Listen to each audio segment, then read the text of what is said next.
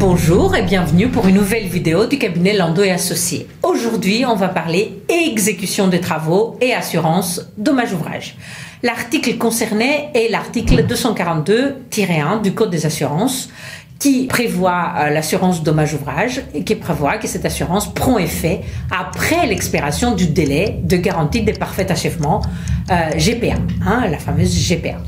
Toutefois, par exception donc, ce même article prévoit que cette assurance garantit également et pas seulement le paiement des réparations nécessaires lorsque, après la réception, après mise en demeure restée infructueuse, l'entrepreneur n'a pas exécuté ses obligations.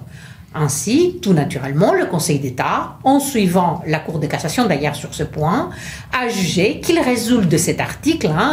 dommages-ouvrages 241-2-1,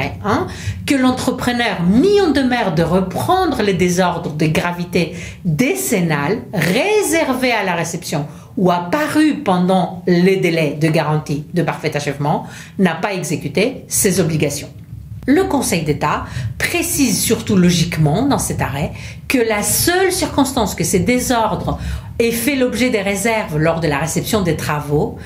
ce qui a pour effet de maintenir l'obligation contractuelle de constructeur d'y remédier, en fait, ne fait pas obstacle à ce que l'assureur verse en exécution de l'assurance dommages-ouvrages à son assuré une indemnité correspondant au coût de réparation nécessaire.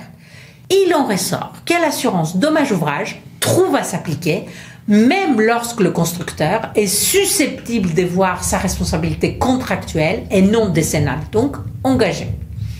Il faut pour cela que le maître de l'ouvrage ait pris soin de réserver dans sa décision de réception les désordres apparents et qu'il puisse se prévaloir avant de procéder à sa déclaration de sinistre sur la base de la dommage-ouvrage d'une mise en demeure du constructeur qui est demeurée infructueuse. De même, si les désordres de gravité décennale apparaissent au cours du délai de GPA, le maître d'ouvrage doit prendre soin de les notifier au constructeur, de les mettre en demeure de réaliser les travaux de réparation, de reprise, et de prolonger le délai de la garantie des parfaits achèvements jusqu'à la levée expresse des désordres par le maître de l'ouvrage. L'assurance dommages-ouvrages couvre aussi les désordres de gravité décennale réservés encore une fois à la réception ou apparus pendant les délais de la GPA lorsque le constructeur engage sa responsabilité contractuelle. Merci beaucoup et à bientôt pour de nouvelles vidéos du cabinet Landau et Associés.